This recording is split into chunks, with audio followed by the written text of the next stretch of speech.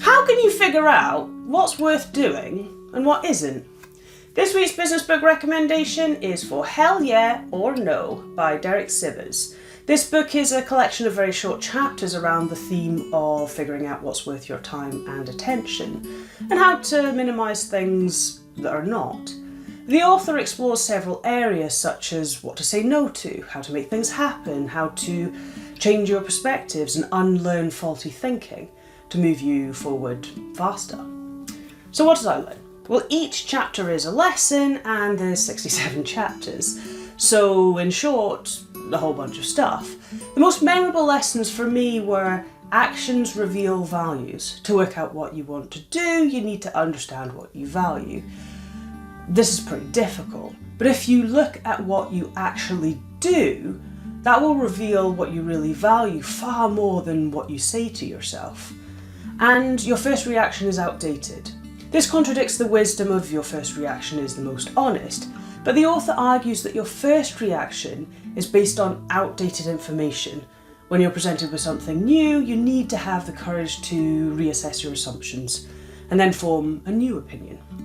I suspect that everyone who reads this book will take away different things based on what resonates with your life and environment.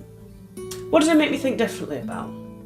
Perspective. I've always been fascinated by perspective, and particularly the idea that what I see isn't what you see, which makes me curious, what can you see?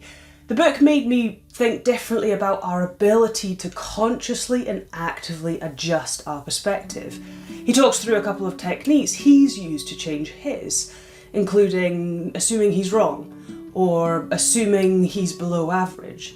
And you can't help but develop your own as a result of reading this book. What actions did I take?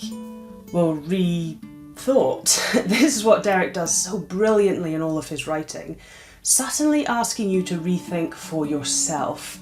His writing has a way of encouraging you to reflect on what you're doing, what you intend to do. I also really love his happy, smart, useful framework for making decisions. This is the idea that when making a big decision, ask yourself 3 things. What makes you happy? What's smart, as in what's long-term good for you? And what's useful, as in will be of value to others.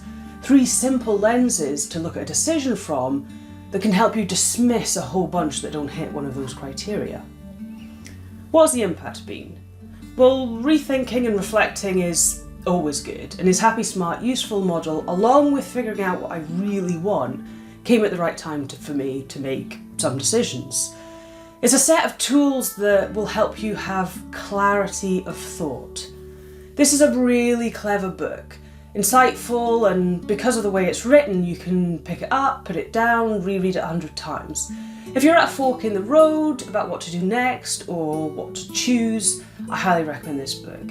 If you're looking for a short, smart read, I recommend it too. Have a wonderful day.